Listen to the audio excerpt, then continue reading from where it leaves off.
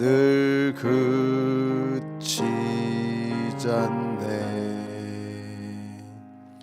아멘. 오늘 우리에게 주시는 하나님의 말씀은 누가복음 1장 17절에서 25절까지의 말씀입니다. 누가복음 1장 17절에서 25절. 누가복음 1장 17절에서 25절의 말씀 한 목소리로 같이 읽겠습니다. 그는 또한 엘리야의 심령과 능력을 가지고 주님보다 앞서 와서 부모의 마음을 자녀에게로 돌아오게 하고 거역하는 자들을 의인의 지혜의 길로 돌아서게 해서 주님을 맞이할 준비가 된 백성을 마련할 것이다. 사가랴가 천사에게 말하였다. 어떻게 그것을 알겠습니까? 나는 늙은 사람이요 내 아내도 나이가 많으니 말입니다. 천사가 그에게 말하였다. 나는 하나님 앞에 서 있는 가브리엘인데 나는 내게 이 기쁜 소식을 전해주려고 보내심을 받았다. 보아라, 그때가 되면 다 이루어질 내 말을 내가 믿지 않았으므로 이 일이 이루어지는 날까지 너는 벙어리가 되어서 말을 못하게 될 것이다. 백성이 사가랴를 기다리는데 그가 성소 안에서 너무도 오래 지체함으로 이상하게 여기고 있었다.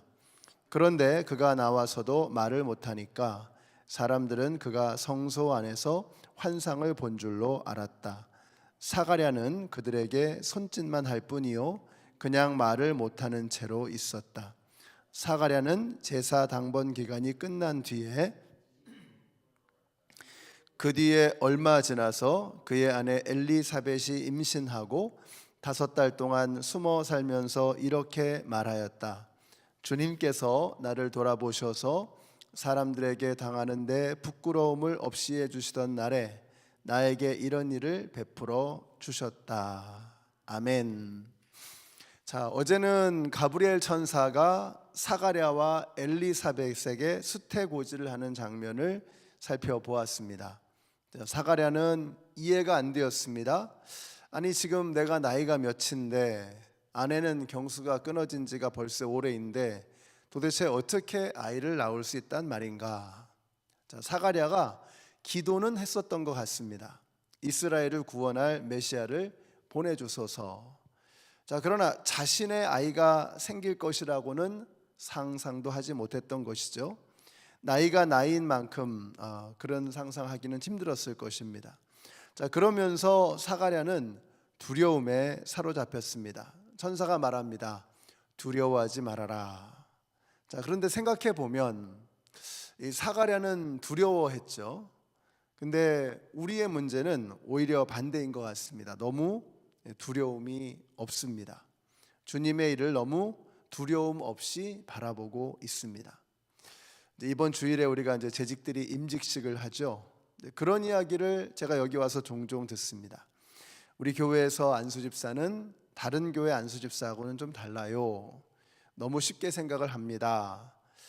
자, 그럼 이제 이게 장로도 그렇게 될 수가 있겠죠. 우리 교회 장로는 다른 교회 장로하고는 좀 달라요. 같은 원리가 아니겠습니까? 자, 그런데 여러분, 이게 이렇게 되면 안 되는 겁니다. 하나님께서 모세에게 직분을 맡기셨을 때 그가 한사코 거절했습니다. 저는 그것이 결코 그 일을 가볍게 여기기 때문이라고 생각하지 않습니다. 혹은 그가 그걸 하기 싫어서 하고 싶지 않아서 그렇게 했던 것 같지 않습니다. 그럴 리가 없죠. 그것은 오히려 그 일이 너무 소중하고 막중한 일이었기 때문이었을 것입니다.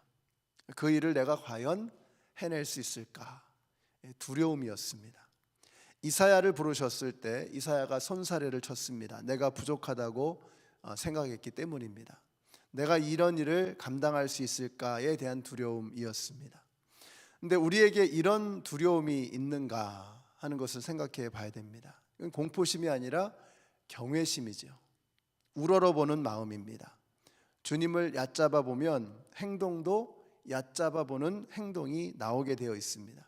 근데 주님을 경외하면, 주님을 우러러보면, 그래서 주님이 두려운 것을 알면 말과 행동과 예배와 섬김이 달라지게 될 것입니다. 저는 여러분에게 이런 두려움, 경외감, 하나님을 향한 이 두려운 마음이 생기게 되시기를 바랍니다. 그래서 오늘 우리가 해야 될 일이 무엇일까?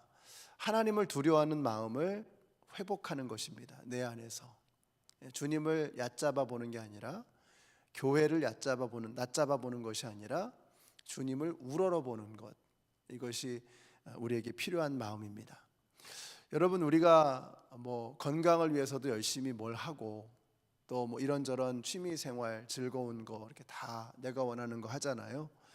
그리고 우리는 이제 끝을 잘 생각하지 않습니다. 이런 것이 영원히 갈 것처럼.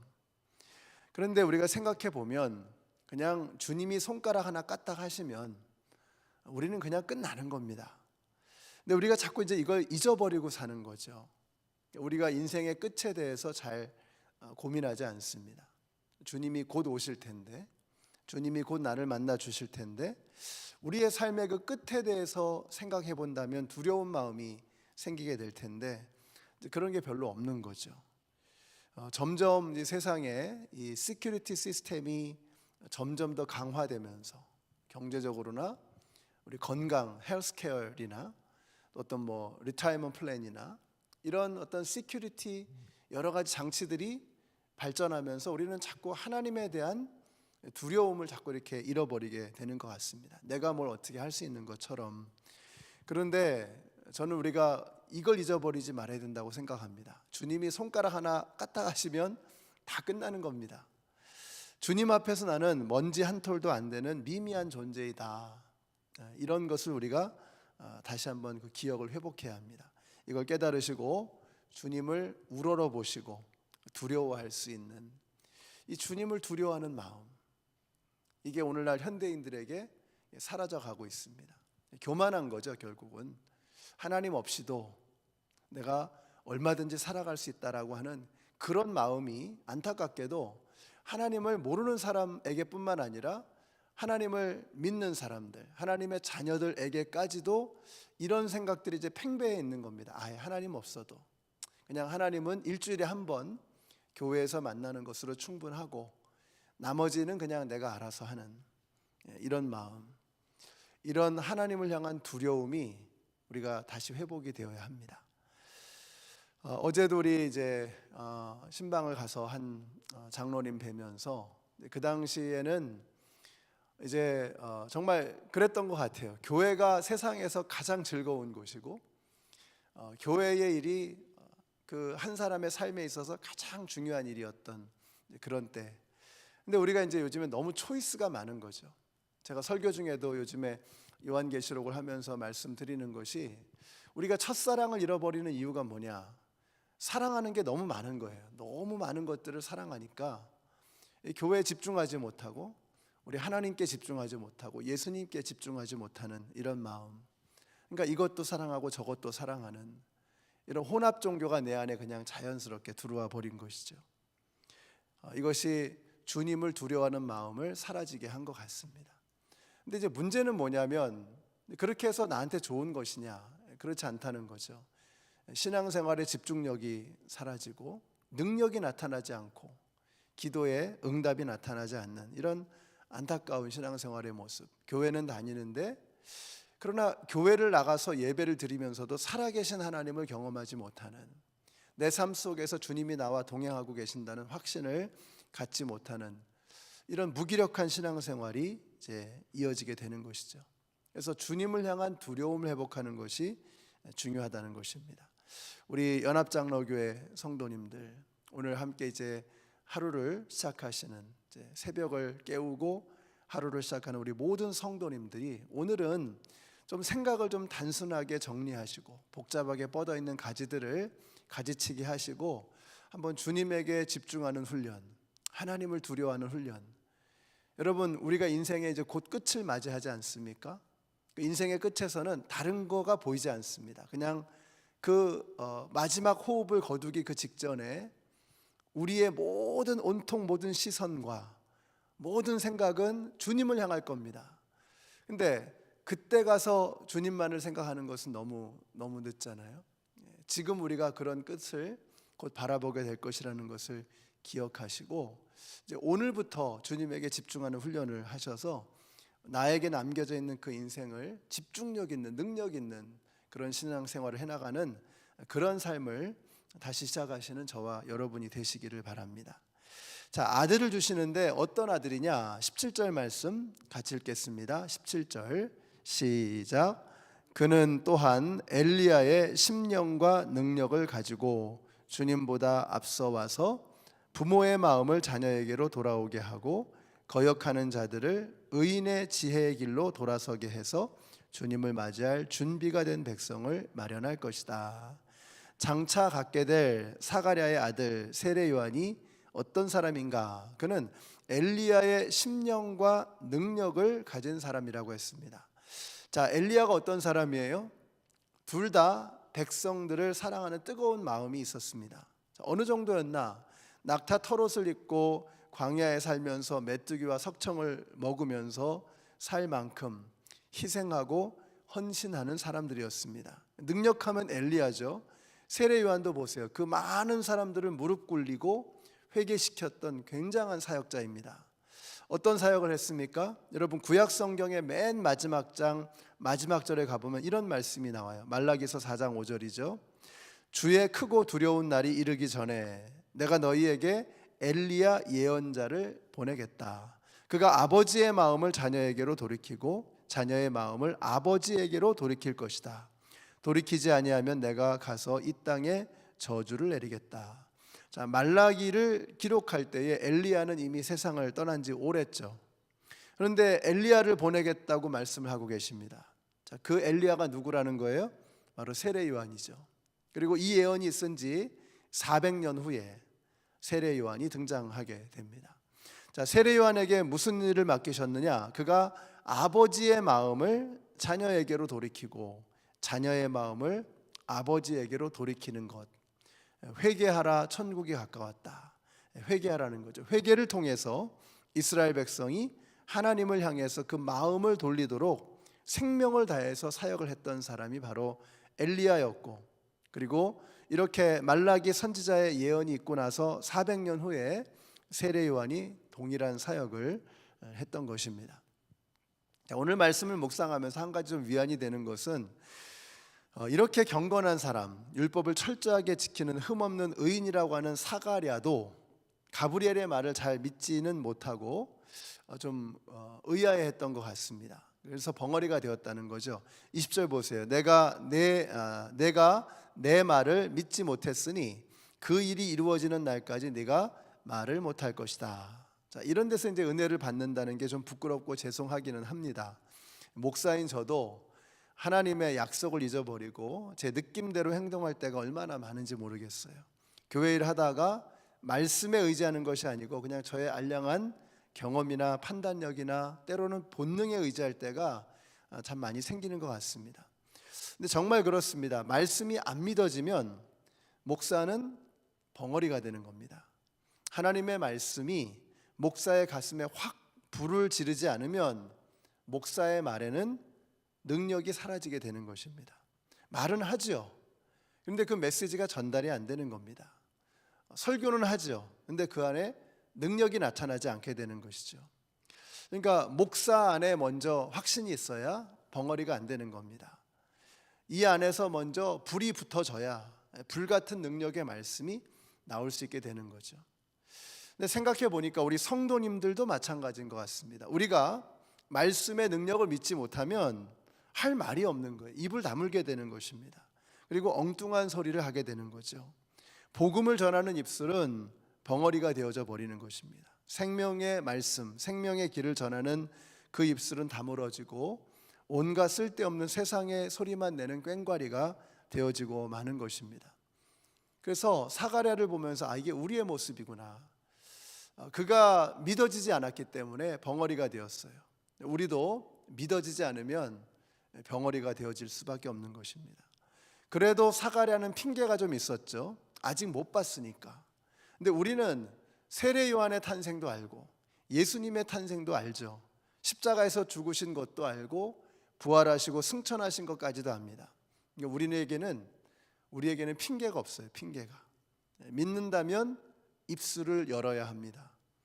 이번 대림절 기간 동안에 우리가 역사가인 누가의 글을 읽어가면서 조금씩 입이 열리어지는 그런 은혜가 나타나게 되시기를 바랍니다. 믿지 못하면 벙어리 된다. 말은 하지만 온갖 쓸데없는 얘기, 전하지만 그 안에 능력이 없는. 근데 믿으면, 가슴에 불이 붙으면 그러면 입이 열리게 되는 것입니다. 같은 말을 전해도 능력이 나타나게 되는 것이죠. 그래서 이번 대림절 기간 동안에 우리의 입술이 열리고, 그리고 우리의 말에 불이 붙어서 성령의 능력이 임해서 내가 한마디 할 때 그것이 믿지 않는 사람들에게도 능력 있게 그 말씀이 전달되어지고 증거되어지는 그런 두려움을 회복하시고 능력을 회복하시는 이번 대림절 기간이 되시기를 예수님의 이름으로 축원합니다. 우리 같이 한번 기도하겠습니다. 우리 기도하실 때 오늘 두려움을 회복하도록 여러분 기도하십시다. 두려워해야 합니다. 감히 하나님 앞에서 우리가 하나님을 두려워하는 그 마음, 결국은 이거 같아요. 하나님을 두려워하느냐. 하나님을 두려워하지 않으면 아무런 능력도 나타나지 않고 아무런 할 말도 없어지게 되는 것이죠. 그래서 하나님, 우리가 주님을 두려워하는 마음이 회복되게 하여 주시옵소서. 주님 말씀하실 때 그것이 아멘으로 믿어지는 은혜가 나에게 회복되게 하여 주시옵소서. 우리가 잡심해서 통성으로 기도하겠습니다.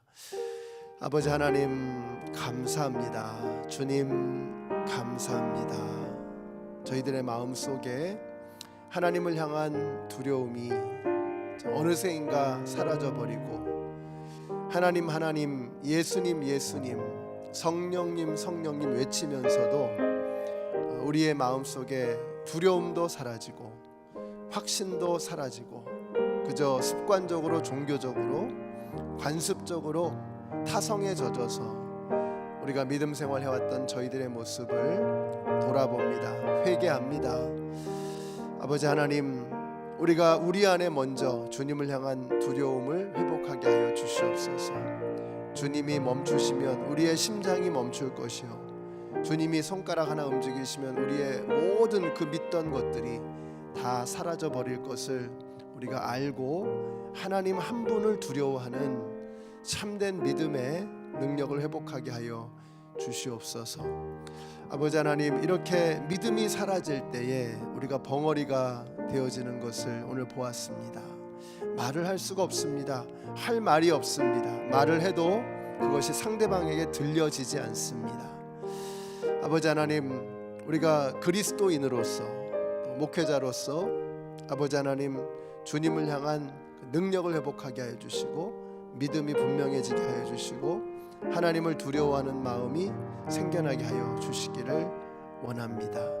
아버지 하나님, 우리 성도님들 이제 이번에 대림절 기간을 통해서 예수님의 그 탄생에서부터 그 모든 하나님의 섭리를 바라보면서 이것이 이제는 우리 안에 두려움의 불을 지피는 불꽃이 되게 하시고 주님을 우러러보는 우리의 믿음 생활의 새로운 출발이 이루어질 수 있도록 주님 역사하여 주시옵소서. 세상이 하도 분주해서 세상이 우리에게 제공하는 수많은 장치들과 관심사들이 너무나 달콤하고 매력적으로 다가와서 주님을 향한 우리의 시선이 자꾸 희미해지고 안개 속에 갇혀 있는 것처럼 우리의 믿음이 뿌옇게 가리워져 있는 저희들의 모습을 발견합니다. 이번에 예수님의 탄생의 이야기를 면밀하게 꼼꼼하게 살펴가면서 이제는 주님을 향한 두려움이 다시 한번 우리 안에 불꽃처럼 피어나게 하여 주시옵소서. 주님을 향한 분명한 믿음이 우리 가운데 생겨나게 하여 주시옵소서. 그래서 이제는 더 이상 벙어리처럼 입을 다물고 살아가는 것이 아니라 말을 하지만 들리지 않는 온갖 불필요한 말들로 우리의 입술이 채워지는 것이 아니라 능력의 말씀이 우리의 믿음의 고백을 통하여 우리의 삶에서 울려 퍼져 나올 수 있도록 주님 저희들을 고쳐 주시옵소서. 예수님의 이름으로 기도드렸습니다. 아멘. 하늘에 계신 우리 아버지여, 이름이 거룩히 여김을 받으시오며 나라가 임하옵시며 뜻이 하늘에서 이룬 것 같이 땅에서도 이루어지이다. 오늘날 우리에게 일용할 양식을 주옵시고 우리가 우리에게 죄 지은 자를 사하여 준 것 같이 우리 죄를 사하여 주옵시고 우리를 시험에 들게 하지 마옵시고 다만 악에서 구하옵소서. 나라와 권세와 영광이 아버지께 영원히 있사옵나이다. 아멘.